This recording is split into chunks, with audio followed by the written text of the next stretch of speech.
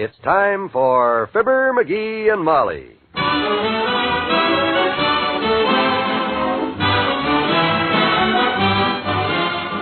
Sundays through Thursdays, NBC brings you Fibber McGee and Molly transcribed. The show is written by Phil Leslie and Ralph Goodman and directed by Max Hutto.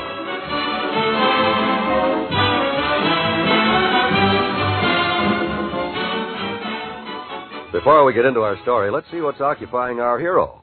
Say, McGee, what are you using that pencil and paper for? I'm glad you asked that, kiddo. I was just getting ready to draw me a few plans for a fence I'm going to build. I shouldn't wonder after that last one you put together. Some fence. You just forgot to include the gate, that's all. Live and learn, I always say. I guess you got to make plans, though, if you want to get a thing done right. Well, now, dearie, isn't that especially true when it comes to life insurance? You're doggone right it is. That's why, folks, the Prudential's famous dollar guide is just about the best friend a man ever had. This little device helps you see right off how much your family will need to get along on if you're no longer here. How much for groceries, clothing, a roof over their heads, and a college education for the kids. And how much money you'll need to retire on. Well, tell the folks how easy it is to get the dollar guide. Just call your Prudential agent and ask him to bring over a helpful dollar guide. He'll show you quicker than a wink how you can guarantee your family the kind of future you've always wanted them to have.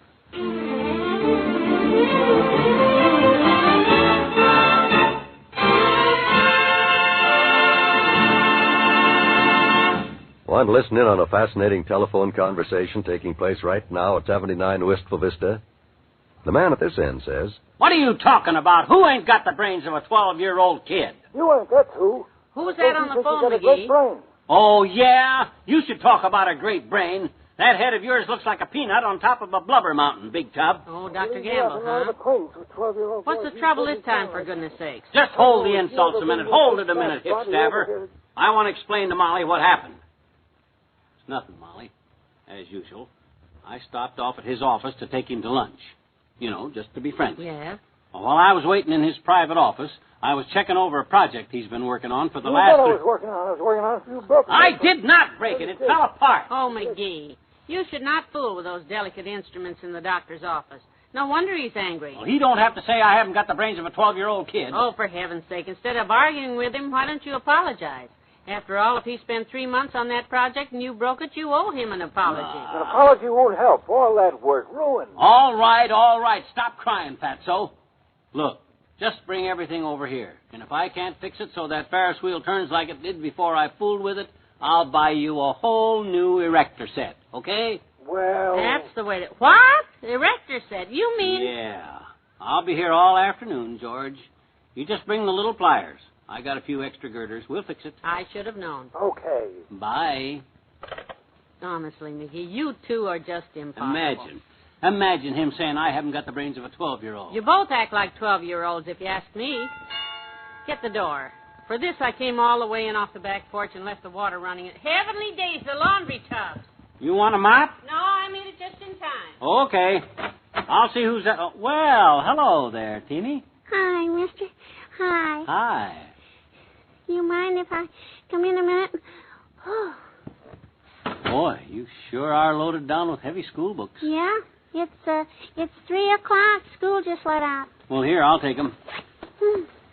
History, geography, arithmetic, sentence structure. Are these all yours? No, I'm carrying them home for Tyrone. Tyrone Hipplebender. Oh. He's my new boyfriend. Oh, he is, huh? He let me carry his books home today because he has to practice with the team. Well, your boyfriend ought to hire himself a horse, big lummox. He ought to be ashamed having a little girl like you carry those big, heavy books for him. You know something? You got a thought there, mister. I'm bushed. Well, I don't blame you. You leave these books here, Teeny. Tell Tyrone to come by here and pick them up if he wants them. What grade's this guy in, anyhow? He's in 6B. He's a much older man, of course. 12. Oh, 12, huh? Tyrone is 12. 12-year-old kid, huh? Yeah? Sure. Everybody's 12 in the 6th grade, mister. Oh, is that so? Well, I'll leave the books like you said, only, hey, be careful with those papers in there. Those are his exam papers, Mr. McGee. Yeah? His exams, huh? How'd he make out with these exams? Oh, he got the highest marks in his whole class, I betcha. He's smart, Tyrone is. He's high man in the 6th grade. Hi, man. Well, that's very interesting. Well, you just leave this stuff with me, and on your way out, stop in the kitchen. Mrs. McGee's got some cookies there. Hey, Miss McGee. Hey, it's me, Teeny. Boy, am I hungry, so if you happen to have any cookies or anything, I'd just really like to have them. Boy, oh, boy. So, this is the exam a 12-year-old kid takes, eh? And Tyrone got the highest grades in the whole class, eh? This gives me a great idea for making old Doc Gamble eat his big fat words. Boy, oh boy, when he walks in with that erector set and starts making wise cracks about how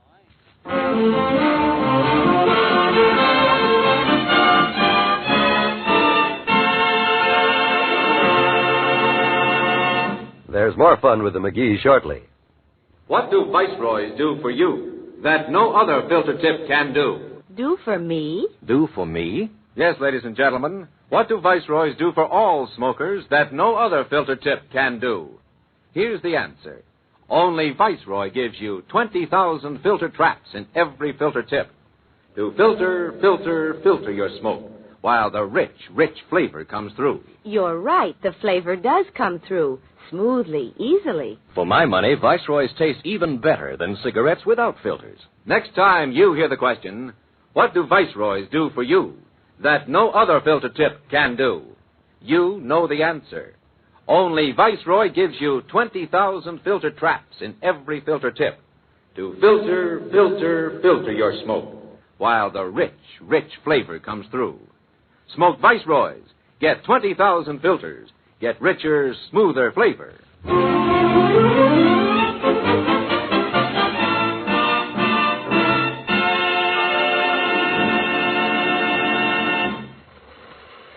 There you are, Doc. What'd I tell you? Ferris wheel runs like a clock. Well, Is everything satisfactory now, Doctor? well, I guess so, Molly. But I wish you'd make him leave my things alone. Gee whiz. Now, McGee, you leave the doctor's things alone. You hear, Mommy? Ah, he's a big crybaby. If you'll pull that plug out of the wall for me, Molly, I'll take my Ferris wheel and go home now. Just a second, George. Hmm? There's one more little matter I'd like to clear up while you're here. What? For quite some time now, you've been making snide cracks to the effect that I ain't got the brains of a 12-year-old kid, right? Right. Okay. Molly, if you'll kindly just hand me those books over there, we'll prove something. Right now. Oh. Where'd the books come from? Teeny left them here. They belong to a kid named Tyrone Hipplebender. Tyrone Hipplebender? Yeah. Kid by the age of 12 years old, Doctor, which you're always claiming I'm not a smartass. Stuck in this book here is a set of exam questions. Exam questions? How would you like to compete with me, Dull Dome, and settle once and for all which one of us is the stupidest? What? You mean take a 6th grade exam? You and me? Exactly. Let's have a showdown on this thing. Let's find out who's not as smart as a 12-year-old around here. Oh, that's a silly Let's idea. see that test. Go ahead and look. The answers ain't on there. That's just the questions. The answers are on a different piece of paper in the book. In the book. The answers are in the book. What is the longest river in North America? Name the largest bodies of water that touch the United States. Multiply 1 1/3 Come by... on, quit stalling. How about it? We take the exam together? Okay, why not? Sure. I'll admit there's probably a lot of 6th grade stuff I've forgotten, but why should I worry about competing with a juvenile delinquent who never even saw the 6th grade? Get him a paper and pencil, will you, Molly? I'll work over here at the desk. I already got my paper and pencil set up over here on the desk. Well, this all looks pretty silly to me, boys, but okay. Here's a pencil and some paper for you, Doctor. Sit there at the table. Thank you. Now, remember, this will settle it, Pats. When I beat you, no more cracks about me not being as smart as a 12-year-old, okay? You just get a passing grade, Eggface, and I'll bow to your improved mentality. All right, let's get started now. I'll be the teacher, and this is our classroom. Okay, that's Now, boys, before we begin, no whispering, no kicking, Okay. and above all, no spitballs. Pardon me. So stop chewing the corners of your papers and buckle down, the both of you. Yeah. Here we go.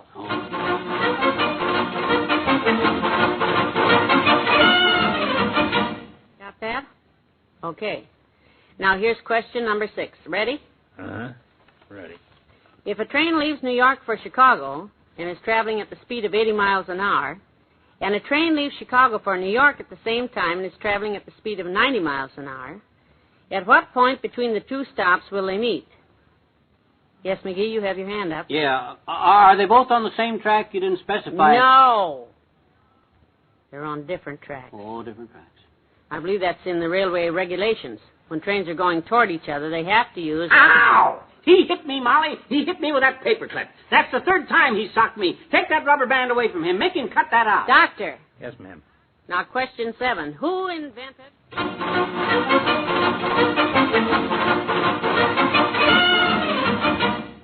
Well, Molly, how'd we make out? Yeah, did you finish marking the papers yet? Well, just about. I have to look up this last answer. You know, that was interesting, McGee. It's surprising how much you forget when you well, come on, Molly. I'm anxious to... There we are. Well, how'd we do? Did I beat him? Are you kidding? No, dearie. I'm sorry. Dr. Gamble won. What? Doc won? How could he win? Superior intelligence, Sonny. Your mark, Doctor, was 63. 63, huh? How could he win? He couldn't win with a 63, Molly. I must have got a lot higher than that. What did I get? Honestly, sweetheart, I don't like to say it out loud. What? Your score, I am embarrassed to admit, was 42. 42? Why, how could it be 42? Hey, you better check them answers again, Molly. I know I got more than 42. 90 or 95 is closer, or maybe even 100. I checked them very carefully.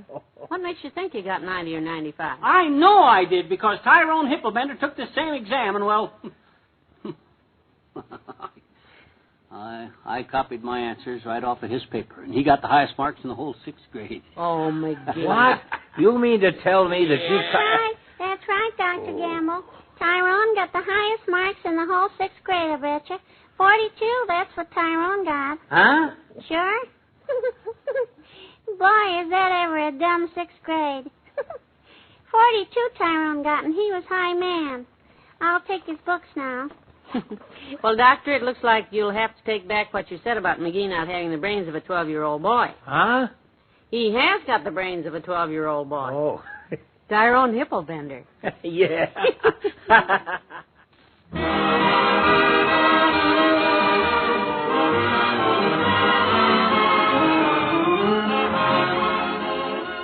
We'll say goodnight to Fibber and Molly in a moment. Ever heard a worm turn or an oyster laugh? Ever heard the incredible noise made by a jet plane near the speed of sound? You'll hear them on Monitor. Monitor is NBC's new radio program that is so big, so different, that there's no way to really describe it. You'll have to hear it to understand that Monitor is an innovation in radio listening. The big 8-hour preview of Monitor will be heard Sunday, June 12th. Then, on Saturday, June 18th, Monitor will begin its first all-weekend broadcast. Imagine a show that starts early Saturday morning and continues until late Sunday night. That's Monitor. You may hear a complete 2-hour Broadway show, or an interview with George Gobel, or you may find yourself listening to how Paris sounds in the spring. Wherever you are, in the car or at home, monitor NBC. Of course, your old friends Fibber McGee and Molly and the Great Gildersleeve will be heard Sunday evenings as usual. Be sure you hear Monitor. What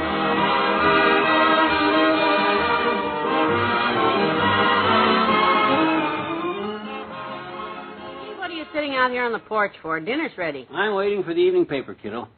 It's never been this late, but The Gazette? Why, that came 2 hours ago. I brought it in myself. Huh?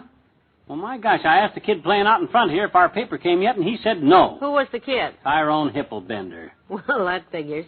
Come on in. Yeah, that kid ain't bright. Good night. Good night, all.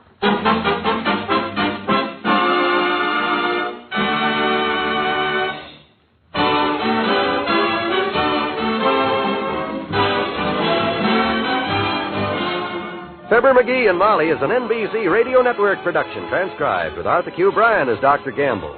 This is John Wald inviting you back tomorrow for another visit with Fibber McGee and Molly.